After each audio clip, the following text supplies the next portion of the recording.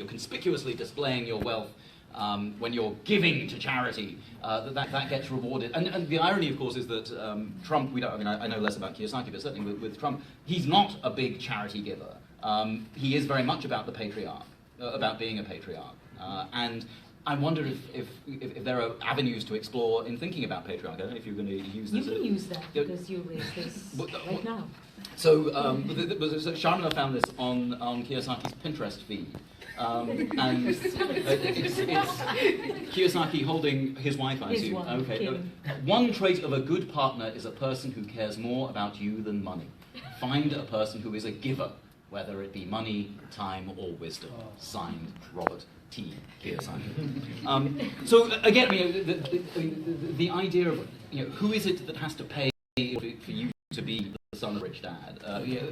Those networks, I think, are questions I'm very, and I'm full of the opposite things. Stop there, but very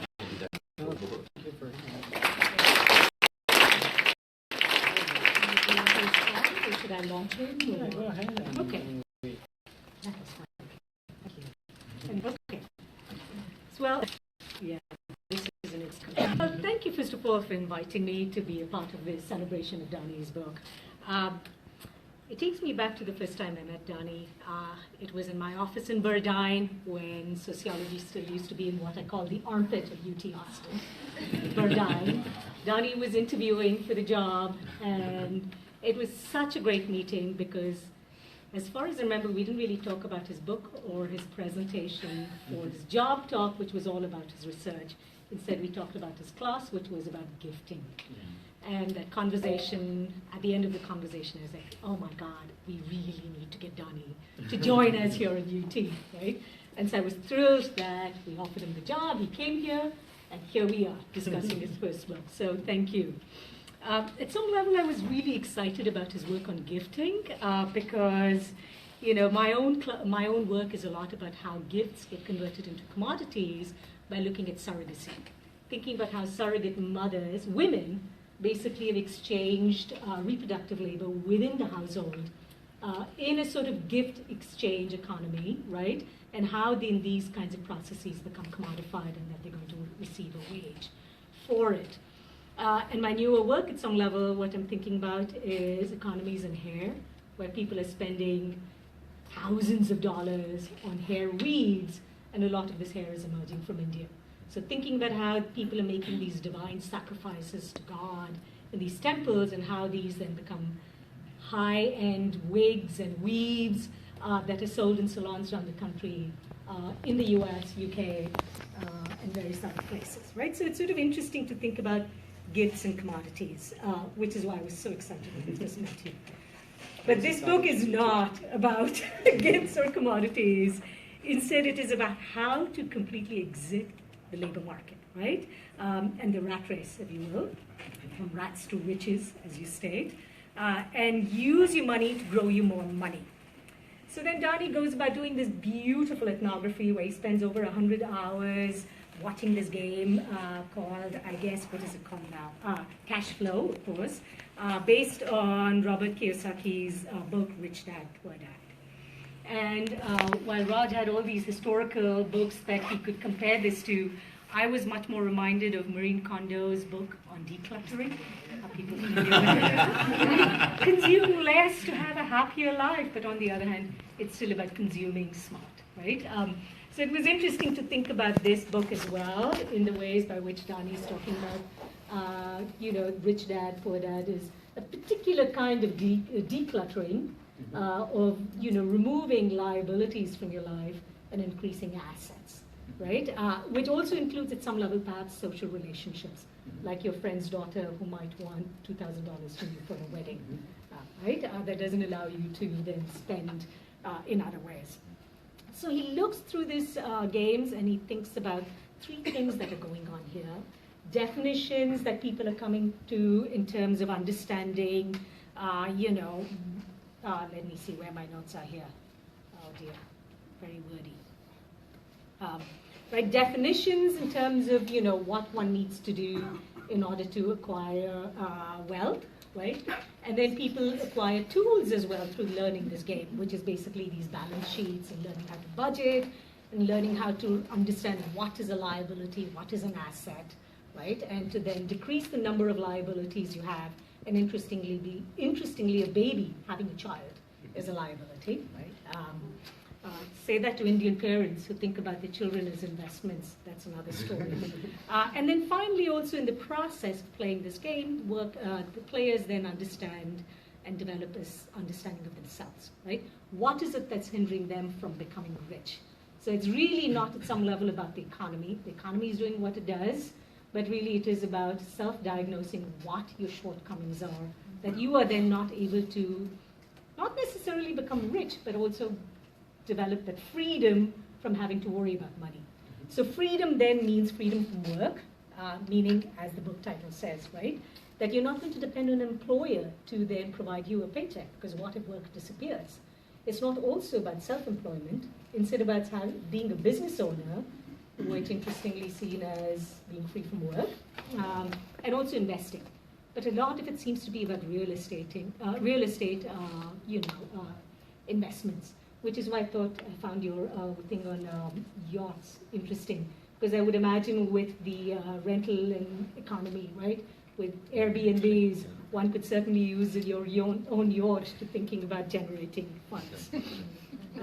So Airbnb is turning your house liability into an asset. Exactly, right? So that is at some level what is interesting is even to think about what really is a liability is interesting to think through this, all right? And what is interesting for me at some level is how this book at some level is reminiscent of books by feminist anthropologists like Saba Mahmood, Politics of Piety. She's an anthropologist, Berkeley, who very brilliantly describes a grassroots women's piety movement in the mosques of Cairo, which is not necessarily political in nature, but is a moral reform movement, right? It's these modes of self-making and self-presentation in terms of trying to gain some sort of social power within the household and socially as well. And it's not necessarily directed at larger politics. Much like this is not directed at reforming the welfare state or larger politics, but it's this kind of technique of self-making in this world that is becoming far more unstable in particular ways. As I was reading the book, one of the things I was thinking that initially I thought it was a shortcoming, but then I realized it wasn't, was the gender critique, right? That there's certainly quite a few women who are participating in this game.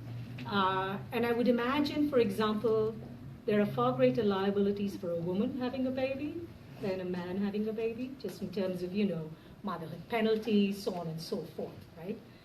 But what is interesting in your work, and this is what is so fabulous, is the game is not about difference.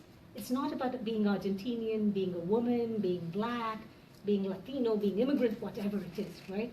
It is outside of this, how do you take whatever liabilities that you have, regardless of race, gender, whatever it is, right? And somehow working them and thinking and building your assets. So the fact is, we might all come with different liabilities, but that is not what the game is teaching you to do. The game is instead saying, okay, you have these liabilities, how are you going to create them into assets, right? Or not even, or how are you going to lessen those liabilities and focus on assets. So it doesn't matter whether we're talking about men, women, right? Someone who is, I guess, a software programmer or someone who's a shoe shine person, right? That doesn't matter. It's simply the kinds of techniques of self-making that this game and this particular financial self-help book at some level encourages. So in that sense, I think, my earlier notion of like, what happened to gender really doesn't stand, because it's, what you're showing is it doesn't matter, right, whether it's in Argentina or here. It's understanding where your shortcomings are and then moving through that. Right? That is what the book does. And at some level, what is also interesting for me is locating this kind of work in some of the work that Australian sociologists are doing, what they call clinical labor. Particularly thinking of Melinda Cooper and Catherine Walby. And they're thinking about, pharmaceutical testing, egg donation, certainly surrogacy, what I work on, where sociologists certainly, anthropologists as well, are thinking about what are these new kinds of things that are emerging in the market where you're going to extract surplus, right? Through biological processes that are going to be harnessed for the purpose of capital, right? What is interesting, though, is many of the women surrogate mothers that I worked with don't think about this as work, right? And here is what is interesting for me, and your book at some level gives me direction, thinking about further, is it's not just about assets and liabilities, but these women are converting liabilities into assets, right? So if you think then that becoming a mother, pregnancy, childbirth, is going to exit you out of the labor market and is not going to necessarily give you a wage, right, or bring you money, how are the ways by which then you're going to think about this particular liability as an asset that you can mobilize in the market? So in that sense, then also it was really wonderful to think through, how at some level I learned from your book for my own work, which was great for me. So thank you. I didn't have much more to add, but I was thinking about a rumor I've been hearing in sociology, in sociology corridors, about your next project. And I hear your next project is going to be about the art of the deal. And that you will, I don't know what games you will be observing there, but I can't wait to read that book. So yes, I should. Anyway, Well, thank you, Danny. Thank you.